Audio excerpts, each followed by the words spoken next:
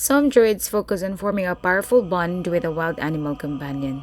These druids are seen as protectors and companions to beasts, and their connection allows them to fight and explore alongside a loyal beast friend. Hello guys, Genuine here of Genuine Gaming, and here is my Circle of the Beast build for Baldur's Gate 3. This is not the same Circle of the Beast subclass of D&D 5e, but a build inspired by it. I play this build on Honor mode. If you find this video helpful, do not forget to like, and for more Baldur's Gate 3 videos, subscribe to the channel. Overview. I always yearn for a character that has an animal companion by their side.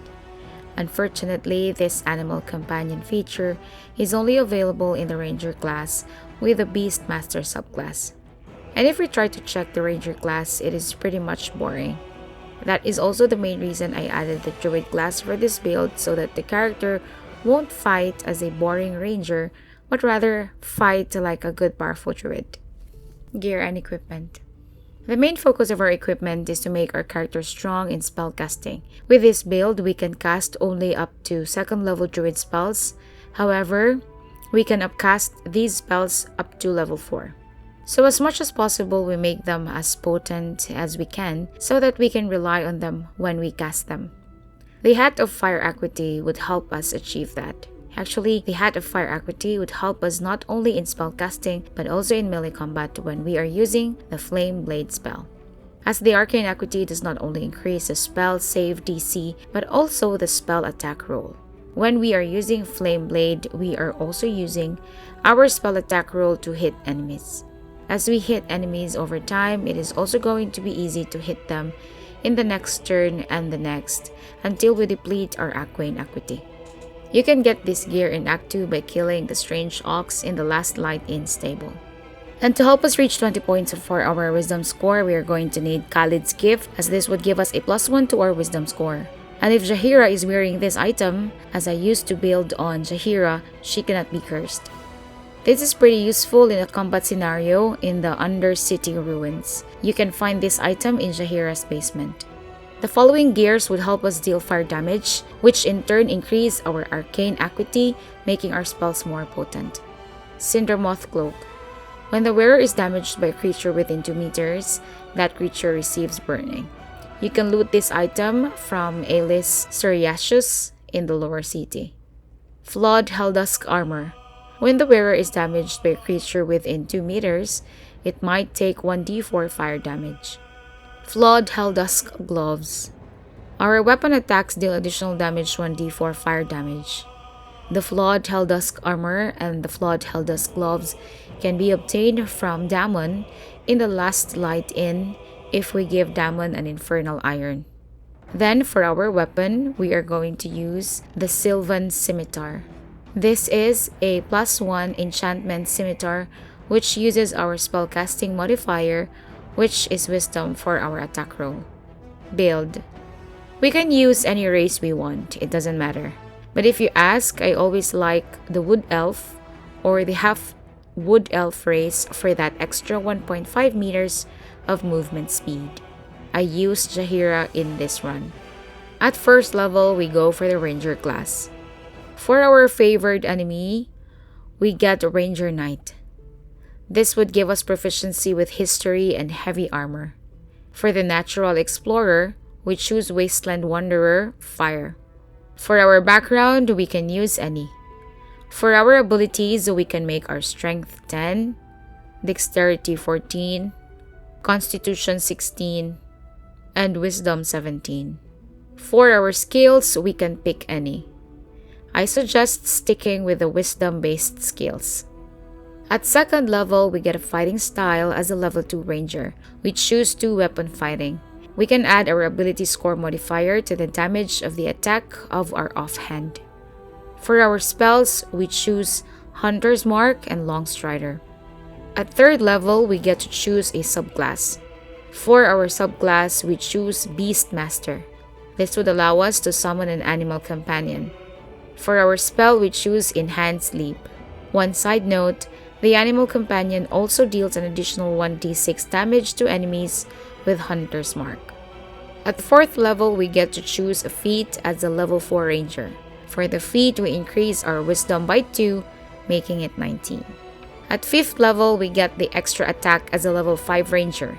As a level 5 beast master, our animal companions are upgraded. They gain a new ability different from each animal. Their hit points are also increased. Their AC and attack rolls now receive a bonus equal to your proficiency bonus. For your spell, choose Spike Growth. Go to level 6, we start getting our Druid class. For our cantrip, we choose Guidance and Shillelagh. As of this moment, we can use a good staff and a shield as our main weapons. We cast Shillelagh on our staff so that we can use our wisdom modifier for our attack and damage rolls. At character level 7, we choose a subclass. We can choose Circle of the Land, or for more damage, choose Circle of the Spores. Since I am using Jaheira for this run, I simply find Circle of the Spores evil for Jaheira. As a Circle of the Land Druid, we get to choose an additional cantrip. For our cantrip, we choose Produce Flame. We also gain the Wild Shape ability of the Druid. We now have 4 level 1 spell slots and 3 level 2 spell slots. At character level 8, we can now cast Flame Blade. We can now discard our staff and shield and pick up Jaheira's weapon, the Sylvan Scimitar. Make sure that you're not equipping any shield on your offhand so that when we cast Flame Blade, we will be dual wielding it with the Sylvan Scimitar. Both are using our spellcasting modifier for our attack roll. For our Circle of the Land subclass feature, we choose Ghost to gain Misty Step and Mirror Image. We now get 2 level 3 spell slots. At character level 9, we get to choose a feat as a level 4 Druid. For our feat, we choose Elemental Adept, Fire. Spells we cast now ignore fire resistance, which would mean our Flame Blade is now potent against enemies with fire resistance, as we can just simply overcome their fire resistance. We now have 3 level 3 spell slots. At character level 10, we go back to the Ranger class. We get to choose another favorite enemy. I suggest getting the Sanctified Stalker so that we can get the Sacred Flame cantrip. It can now deal 3d8 radiant damage as a level 10 character. For the Natural Explorer, I suggest getting the Wasteland Wanderer Poison. We now get 1 level 4 spell slot. That would mean we can now upcast our Flame Blade to deal more damage. Casting it with a level 2 spell slot, it deals 3d6 of fire damage. If upcasted to 4th level, it increases its damage by 1d6, making it a total of 4d6 of fire damage. At character level 11, our animal companion gets exceptional training. They can now dash, disengage, and help as a bonus action. For our spell, we choose Lesser Restoration. At character level 12, we get to choose a feat as a level 8 ranger. For our feat, we choose Savage Attacker. When making melee weapon attacks, we roll our damage dice twice and use the highest result.